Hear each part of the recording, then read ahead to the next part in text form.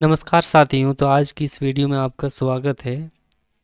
यदि आप भी हमारे इस चैनल में नए हैं तो चैनल को प्लीज़ सब्सक्राइब करना ना भूलें। तो चलिए आज की इस सेशन में हम चर्चा करेंगे भारतीय संविधान के बारे में, यानी भारत के संविधान सभा और उनके बारे में फुल डिटेल से चर्चा करेंगे। तो भारत की संविधान सभा वह विधि निकाय थी जिसने स्वतंत्र भारत के संविधान का निर्माण किया। यह सभा भारत की स्वतंत्रता से पहले गठित हो गई थी और इसके सदस्यों ने संविधान का मसूदा तैयार किया, जिसे 26 नवंबर 1950 को अपनाया गया और 26 जनवरी 1950 को लागू किया गया। तो दोस्तों, हम सभी को पता है कि भारत का संविधान जो बन के तैयार हुआ था वो 26 नवंबर 1949 को बन के तैयार हो गया था और अपना भी लिया था, लेकिन उसको लागू करने के लिए 26 जनवरी 1950 को डेट तय की गई और इस डेट में लागू की गई। जब से तभी से हमारे भारत देश में 26 जनवरी को संविधान दिवस के रूप में 26 जनवरी को गणतंत्र दिवस के रूप में मनाया जाता है। तो आगे इस वीडियो में हम चर्चा करते हैं इनके पूरे बारे डिटेल्स के बारे में। संविधान सभा की स्थापना और पृष्ठभूमि, यानी संविधान सभा की स्थापना कैसे हुई और किन किन लोगों ने किया। तो संविधान सभा की स्थापना की आवश्यकता भारत में लंबे समय से महसूस की जा रही थी।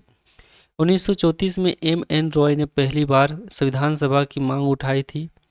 बाद में भारतीय राष्ट्रीय कांग्रेस ने भी इस मांग को समर्थन किया। ब्रिटिश सरकार ने 1946 में कैबिनेट मिशन योजना के तहत संविधान सभा के गठित की अनुमति दी। कैबिनेट मिशन योजना और संविधान सभा का गठन कैबिनेट मिशन योजना के अनुसार चली। अब जानते हैं पहला, संविधान सभा में कुल 389 सदस्य होंगे, जिनमें से 296 ब्रिटिश भारत से पहले और 93 रियासतों से चुने जाएंगे। दूसरा था, ब्रिटिश भारत के प्रतिनिधियों का चुनाव प्रांतीय विधानसभा के द्वारा किया जाना था। तीसरा था, संविधान सभा में विभिन्न वर्गों जैसे हिंदू, मुस्लिम, सिख आदि के लिए अनुपातिक प्रतिनिधित्व का व्यवस्था थी। संविधान सभा का पहला सत्र 9 दिसंबर 1946 को आयोजित हुआ था, जिसमें मुस्लिम लीग ने इसे अस्वीकार कर लिया था, यानी स्वीकार नहीं किया था। इसने पाकिस्तान की मांग कर दी थी कि मुझे एक मुस्लिम राष्ट्र चाहिए। इसके बावजूद भारतीय राष्ट्रीय कांग्रेस और अन्य दल ने संविधान निर्माण की प्रक्रिया को जारी रखा। अब संविधान सभा की संरचना के बारे में हम चर्चा करते हैं। संविधान सभा में कई महत्वपूर्ण पद और समितियां थी जो संविधान निर्माण की प्रक्रिया में शामिल थी, जिसमें महत्वपूर्ण पदाधिकारी क्या थे। तो डॉक्टर राजेंद्र प्रसाद जो संविधान सभा के अस्थायी अध्यक्ष थे और बाद में यह भारत के पहले राष्ट्रपति बने। दूसरा, डॉक्टर भीमराव अंबेडकर जो संविधान सभा के प्रारूप समिति थे। तीसरा, सचिव हंसराज साहू थे। चौथा, प्रमुख समिति और उनके अध्यक्ष। संविधान सभा के अंदर कई समितियां बनाई गई थी, जिनमें से कुछ प्रमुख समितियां थी। क्या?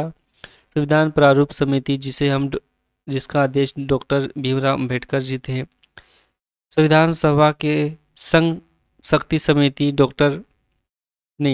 अध्यक्ष पंडित जवाहरलाल नेहरू थे।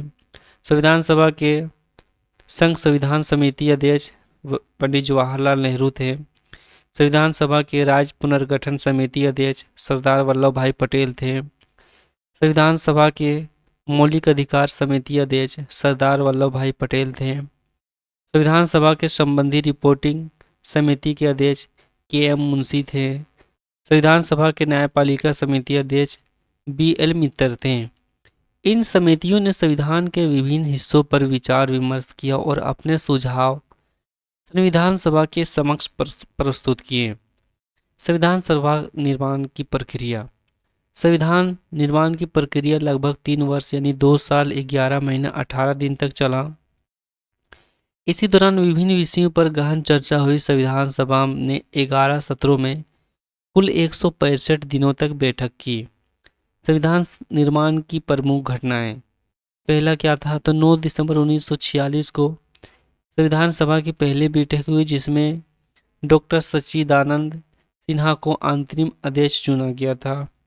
दूसरा, 11 दिसंबर 1946 को डॉक्टर राजेंद्र प्रसाद को संविधान सभा का अस्थायी अध्यक्ष चुना गया। तीसरा बैठक जो हुआ था 13 दिसंबर 1946 को पंडित जवाहरलाल नेहरू ने उद्देश्य प्रस्ताव प्रस्तुत किया, जिसे बाद में संविधान की प्रस्तावना का आधार बनाया गया। चौथा, 19 अगस्त 1947 को बैठक हुई, जिसमें संविधान का प्रारूप तैयार करने के लिए प्रारूप समितियों का गठन किया गया, जिसके अध्यक्ष डॉक्टर भीमराव अंबेडकर जी थे।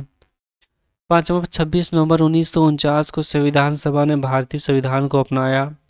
और छठा, 26 जनवरी 1950 को भारतीय संविधान आधिकारिक रूप से लागू हुआ और भारत एक संप्रभु लोकतांत्रिक गणराज्य बन गया। संविधान सभा की विशेषताएं, आखिर इनकी क्या क्या विशेषताएं रही? तो प्रजातांत्रिक कार्य प्रणाली फर्स्ट विशेषताएं थी, जिसमें संविधान सभा में प्रत्येक प्रावधान पर गहन चर्चा हुई और लोकतांत्रिक तरीकों से निर्णय लिया गया। दूसरा विशेषता है इसका बहुसांस्कृतिक भागीदारी। इसमें विभिन्न धर्मों, जातियों और वर्गों के समुदाय के लोग शामिल थे। तीसरी विशेषताएं क्या है संविधान की? तो समाजवादी, धर्मनिरपेक्ष और गणराज्य की नींव। यानी संविधान सभा के ने एक ऐसे संविधान का निर्माण किया जो समाजवाद, धर्मनिरपेक्षता और लोकतंत्र की प्रोत्साहित करता है। चौथा क्या था? तो चौथा इसका विशेषता जो था व्यापकता, यानी भारतीय संविधान दुनिया का सबसे लंबा लिखित संविधान है, जिसमें 448 अनुच्छेद, 25 भाग और 12 अनुसूचियां शामिल है। पांचवा, इनकी क्या विशेषताएं थी? तो संविधान में नागरिकों के मौलिक अधिकारों की सुरक्षा के लिए विशेष प्रावधान दिए गए थे। अब संविधान सभा की आलोचना के बारे में हम चर्चा करते हैं। यद्यपि संविधान सभा ने एक उत्कृष्ट संविधान का निर्माण किया, फिर भी इसकी कुछ आलोचना की गई। पहला क्या था? अप्रत्यक्ष चुनाव।